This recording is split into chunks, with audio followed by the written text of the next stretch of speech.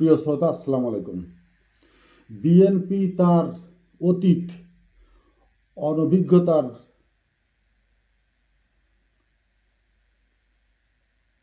এটা কি বলবো অভিশাপ পেতে শুরু করেছে।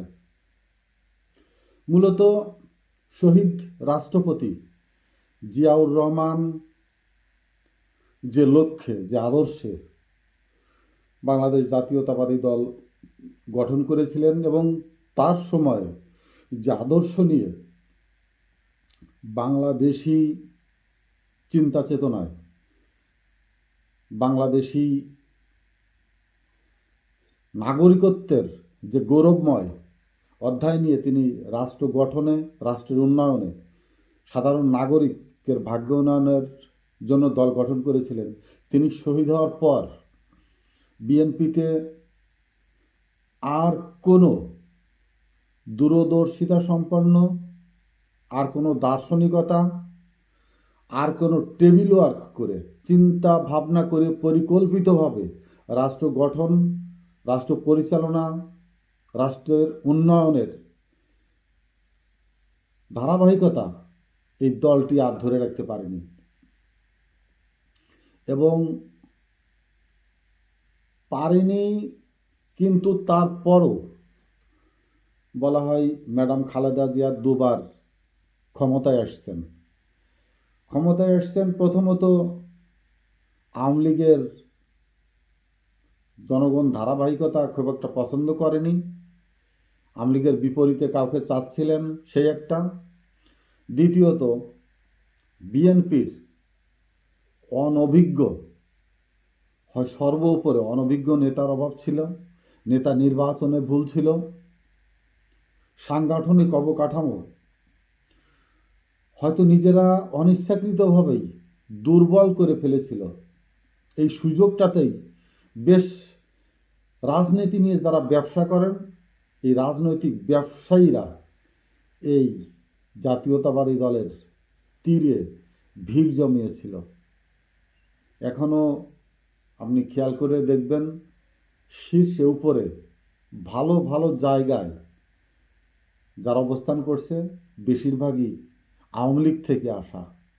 এদেরকে হয় আওয়ামী লীগ ভারতীয় কোনো চাল চাটুকারিতায় কুটচালে বিএনপির ভিতরে অনুপ্রবেশ ঘটানো হয়েছিল দলকে দুর্বল করার জন্য, অথবা দলের অভ্যন্তরীণ কোন্দল সৃষ্টির জন্য, যে কোনো কারণে হোক।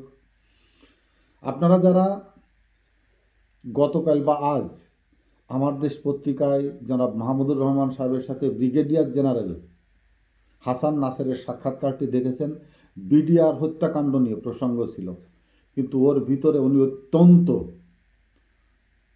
অত্যন্ত গুরুত্বপূর্ণ যে কথাটি আমি মাথায় নিয়েছি, আমার মাথায় হিট করেছে। বিডিআর বিষয়টা ছিলই, কিন্তু তিনি যেটা বলেছেন, বাংলাদেশের ফ্রিডম ফাইটার যারা 71 সালে মাঠে যুদ্ধ করেছে এবং পাকিস্তান ফেরত সেনাবাহিনী যাদেরকে 2 বছরের জুনিয়র করে দেওয়া হয়েছিল, এদের ভিতরে যে এক ধরনের ক্ষোভ রেশ বিরাজমান ছিল, এর ভিতরে শেখ মুজিব হত্যার পরে ঢুকিয়ে দেওয়া হয় মুজিব বাহিনীকে এই সেনাবাহিনীর ভিতরে। মাঝখানে কি হয়? সবচেয়ে লাভবান, রাজনীতিতে লাভবান একটি জীবন, একটি অধ্যায়, একটি পর্ব, রাজভোগ বিলাসিতায় রাজকীয় জীবনযাপনে নিজেকে শেষ পর্যন্ত পরিবেশন করে গেছেন পাকিস্তান ফেরত অফিসার এরশাদ, যিনি শেখ মুজিবের তামাক বা হুক্কা টুক্কা সাজিয়ে দিতেন পাকিস্তান কারাগারে। তিনি পরবর্তীতে শেখ হাসিনার আপা সেজেছিলেন। আপা হয়ে সেনাবাহিনীর ভিতরে যে অভ্যন্তরীণ একটি দ্বন্দ্ব সৃষ্টি করে ধীরে ধীরে কৌশলে সমস্ত মুক্তিযোদ্ধা অফিসারদেরকে হত্যা করা হয়।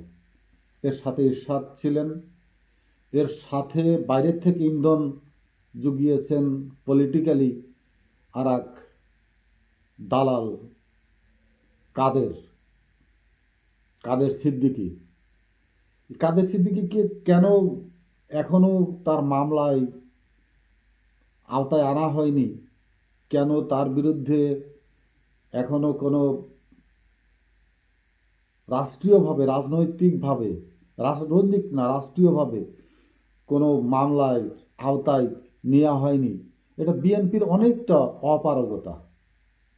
আমি আজকে 3টা উদাহরণ দেব। একটা হলো 96-তে আওয়ামী লীগ ক্ষমতায় এসে প্রথম আঘাতটি হানে সেনাবাহিনীর অভ্যন্তরে। কিভাবে? রক্ষী বাহিনীর যেসব সদস্য সেনাবাহিনীতে যোগদান করেছিল এবং চাকরিতে অবস্থায় ছিল, শেখ হাসিনা তাদের বাই নেম বড় বড় সার্টিফিকেট তৈরি করে শেখ হাসিনা স্বাক্ষর করে প্রত্যেকটা কোরের প্রত্যেকটা অফিসার, জেসিও যে র্যাঙ্কেই ছিলেন তাদেরকে চিঠি পাঠিয়ে ক্যান্টনমেন্টে আলাদা করে এস্টাবলিশড করে দেয় তাদেরকে।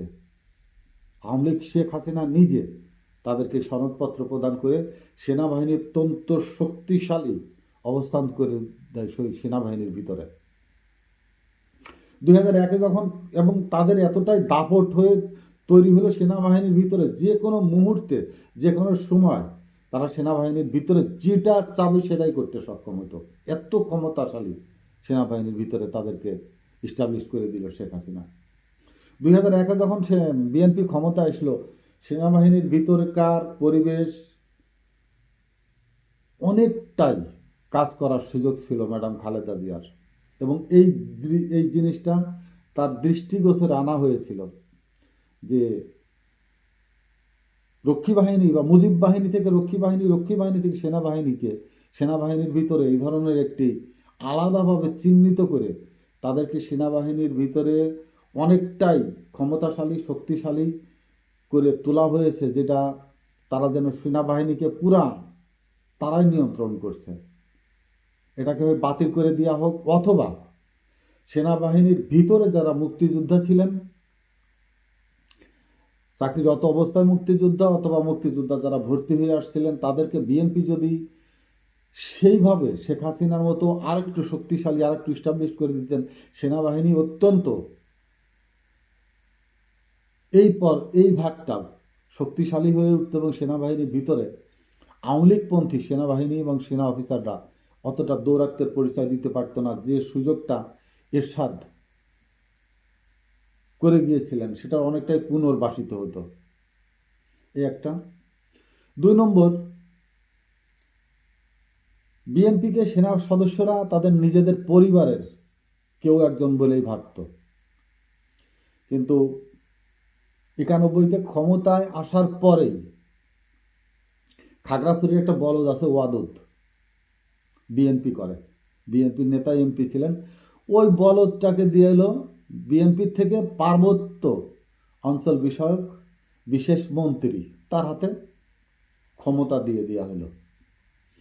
কতটা অদূরদর্শিতা সম্পন্ন ব্যক্তি এরা, অপরিপক্ষ রাজনীতিবিদ, অপরিপক্ষ নেতা, এদেরকে দিয়ে হাতে এত বড় একটা দায়িত্ব দিয়ে কিভাবে বিএনপি নিশ্চিন্ত হতে পারে?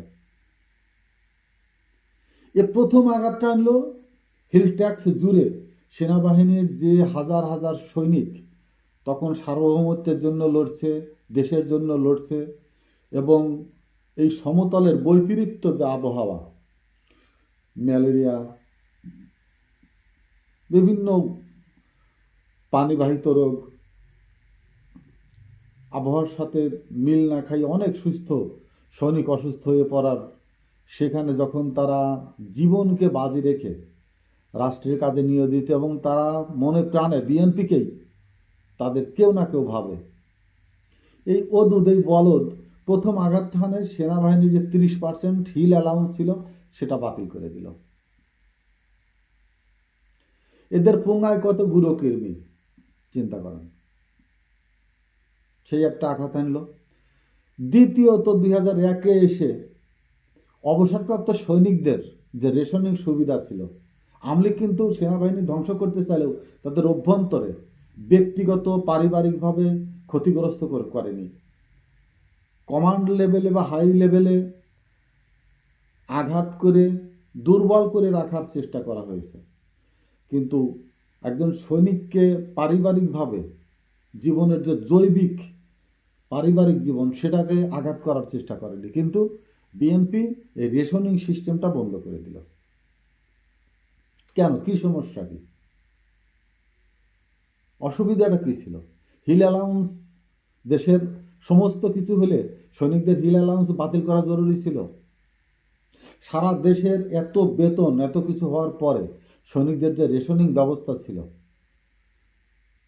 সেটা কি বিএনপিকেই বন্ধ করতে হবে?